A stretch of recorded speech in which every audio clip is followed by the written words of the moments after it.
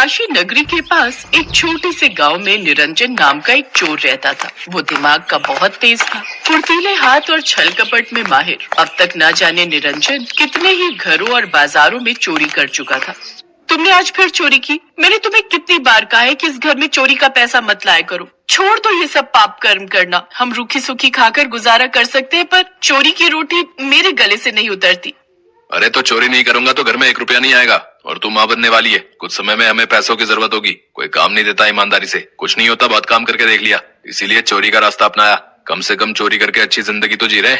बेईमानी के पैसों की जिंदगी ज्यादा दिन नहीं चलती। ईमानदारी से कमाने वाले ही आगे तक जाते हैं। किसी दिन पुलिस ने तुम्हें पकड़ लिया तो सोचो हमारे आने वाले बच्चे पर क्या बीतेगी। क्या तुम यही चाहते हो कि हमारे बच्चे को लोग ये कहे कि तुम्हारा पिता चोर है? अरे देख मधु, मेरा दिमाग मत खराब कर। वैसे भी अभी मैं एक बड़ी चोरी के लिए दिमाग लगा रहा हूँ, समझी? अब तुम ऐसा क्या करने वाले हो? निरंजन अपनी पत्नी को कुछ बताता इतनी देर में पुलिस की जीप का सायरन बज गया। देख मधु, अभी मुझे जाना होगा। मैं कल सुबह लौटूंगा। पुलिस का कोई भरोसा नहीं, क्या पता मेरे बारे में कुछ जान गई हो। अगर कल सुबह तक पुलिस ने नहीं पकड़ा तो मैं समझ जाऊंगा कि पुलिस को नहीं पता चला कि आज रात मैंने कहाँ चोरी की है। मैं तुझे सुबह मिलूंगा। अपना ख्याल रखना और रोटी खा लेना, और कोई मेरे बारे में पूछे तो कहना कि मैं काशी गया हुआ हूँ, समझी? निरंजन वहाँ से भाग गया। निरंजन की पत्नी बहुत ही धार्मिक स्वभाव की थी।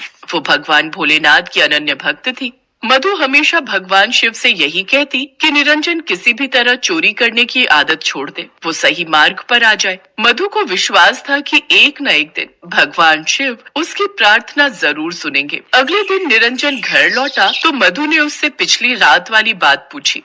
तुम ऐसा क्या करने वाले हो, मुझे साफ साफ बताओ। एक तो पहले ही मैं तुम्हें लेकर बहुत घबराती हूँ, कहीं किसी दिन तुम पुलिस के हाथ ना आ जाओ। मुझे हमेशा यही डर रहता है। अरे घबराती क्यों है? कुछ नहीं होगा। इस बार मैं बहुत बड़ा हाथ मारने वाला हूँ। रुक, मैं तुझे बताता हूँ कि कल सुबह क्या हुआ। निरंजन पिछले दिन की बात बताने लगता है। सेठ जी, शिव मंदिर में शिवरात्रि पर चढ़ाने के लिए सोने का त्रिशूल, नाग और शिवलिंग और सभी देवी देवताओं के गहने बनकर आ गए हैं। पूजा का समय सुबह 11 बजे का है। ठीक है पंडित जी, फिर हम अपनी पत्नी और परिवार के साथ कल सुबह शिवरात्रि के दिन मंदिर में पूजन के लिए आ जाएंगे। आप सभी भक्तों को इस पूजा में आमंत्रित कीजिए। हम चाहते हैं काशी नगरी के प्राचीन शिव मंदिर में हम काशी नगरी के सभी श्रद्धालुओं के सामने ही ये पुण्य कार्य करें। बस मैंने ये बात सुन ली और मेरे दिमाग में आया कि क्यों ना इस बार मैं शिव मंदिर में चोरी करूं। बहुत बढ़िया पैसे मिल जाएंगे अगर मैं काशी नगरी के प्राचीन शिव मंदिर से गहने चुरा कर और किसी दूसरे शहर में जाकर बेच दूं। ये आप क्या कह रहे हैं? ये घोर पाप है। मत कीजिए ऐसा। महाशिवरात्रि के पावन पर्व पर आप शिव मंदिर में चोरी करेंगे? नहीं नहीं, बिल्कुल नहीं। मैं आपको ऐसा नहीं करने दूंगी। मैं आपको जाने ही नहीं दूंगी। मधु, तुम मुझे नहीं रोक सकती। मैं ये चोरी करके रहूंगा। मुझे अपने बच्चों का भविष्य गरीबी में नहीं लाना। मैं अपने बच्चों को सारे ऐशो आराम दूंगा। मत कीजिए ऐसा, रुक जाइए। सुनिए तो, आप कहाँ जा रहे हैं? रुकिए। निरंजन गुस्से में चला गया। रात घिरने वाली थी। मधु को निरंजन की चिंता हो रही थी। उसकी तबीयत ठीक नहीं थी, इस वजह से वो उसे ढूंढने भी नहीं जा सकती थी। आस पड़ोस में किसी से कह नहीं सकती थी। मधु फूट फूट कर भगवान शिव के सामने रोने लगी। हे शिव शंकर, हे भोले भंडारी, मेरी प्रार्थना सुनो। मेरे पति बहुत गलत करने जा रहे हैं।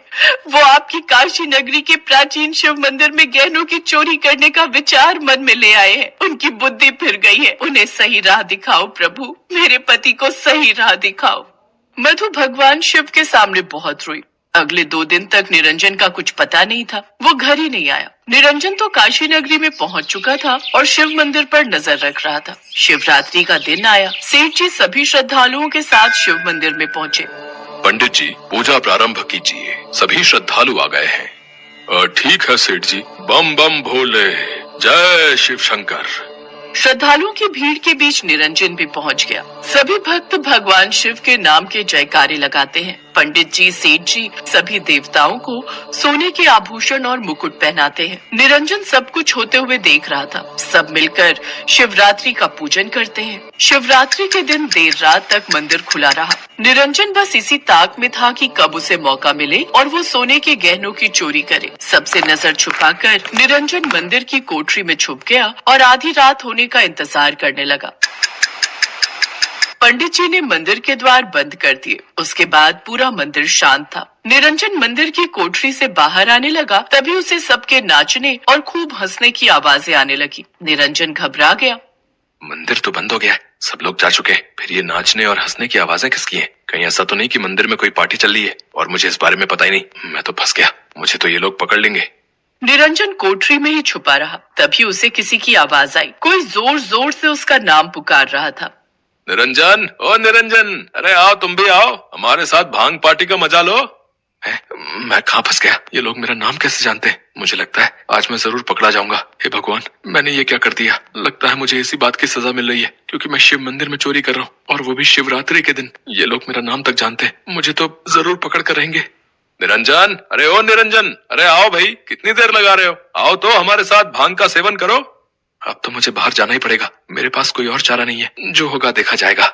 निरंजन मंदिर की कोठरी से बाहर आता है। वो बहुत डरा हुआ था, पर जैसे ही वो मंदिर में पहुंचता है, उसकी आंखें चौंक जाती हैं। मंदिर में तो अलग ही नजारा था। शिव जी की भांग पार्टी चल रही थी। शिव जी अपने गणों के साथ भांग का सेवन कर रहे थे, झूम रहे थे, नाच रहे थे। आओ निरंजन, आज शिवरात्रि है, तुम भी हमारे साथ भांग का सेवन करके देखो। भक्तों ने भांग के लड्डू, भांग के पेड़े, भांग की बर्फी और देखो भांग की लस्सी भी तैयार की है। इतना सारा प्रसाद हम अकेले नहीं खाएंगे, तुम भी लो। प्रभु, आप? निरंजन, तुम बहुत भाग्यशाली हो जो शिव जी की भांग पार्टी तुम्हें देखने को मिली है। हम तो प्रभु के साथ प्रतिवर्ष ऐसा ही करते हैं। शिवरात्रि की रात्रि हम भोलेनाथ के साथ ऐसे ही आनंद उठाते हैं। निरंजन, मैं जानता हूँ कि तुम यहाँ पर चोरी के इरादे से आए थे। पहले हमारे साथ भांग पार्टी का आनंद ले लो, उसके पश्चात तुम ये सारे आभूषण चुरा कर ले जाना। किसी को कुछ पता नहीं चलेगा, क्योंकि तुम्हें तो ऐसा लगता है ना कि भगवान को कुछ पता ही नहीं चलता, वो कुछ नहीं देखते। तुम आराम से चोरी करते रहो तो किसी को क्या ही पता चलेगा, पर मुझे सब पता है। प्रभु, प्रभु मुझे क्षमा कर दो, आपके दर्शन हो गए, मुझे अब कुछ नहीं चाहिए प्रभु। मैंने बहुत चोरी कर ली, बहुत पाप कर लिए, अब नहीं, अब किसी चीज की इच्छा नहीं है प्रभु। अब मैं सच्चाई का जीवन जीना चाहता हूँ। मेरा तो ये जीवन आपके दर्शन करके सफल हो गया प्रभु। मुझ जैसे चोर पापी को आपने दर्शन दिए। आपको आज शिवरात्रि के पावन उत्सव पर मैंने साक्षात देख लिया। मेरे से बड़ा भाग्यशाली तो कोई हो ही नहीं सकता। मैं आपकी सेवा करना चाहता हूँ भोलेनाथ, मुझे आपकी सेवा करनी है। निरंजन, सदैव अच्छाई के मार्ग पर चलो, सत्य को अपनाओ और ईमानदारी की रोटी खाओ। यही मेरी सबसे बड़ी सेवा है। कभी किसी का बुरा मत सोचो, सबके लिए अच्छा सोचो। यही मेरी सबसे बड़ी पूजा है। तुम जब ईमानदारी के मार्ग पर चलने लगोगे तो समझ लेना कि तुमने मेरी सेवा कर ली। तुम जब सत्य के मार्ग पर चलकर परिश्रम करोगे ना, तो देखना तुम्हें दिन पर दिन सफलता मिलती जाएगी और तुम्हारे जीवन में कोई दुख नहीं रहेगा। शिव जी ने निरंजन के सिर पर अपना हाथ रखा और उसे अपना आशीर्वाद देकर वे अपने गणों के साथ अंतर्ध्यान हो गए। घर जाकर निरंजन ने मधु को सारी बात बताई। मधु भगवान शिव को धन्यवाद कहती है। आज उन्होंने उसकी प्रार्थना सुन ली और निरंजन सही मार्ग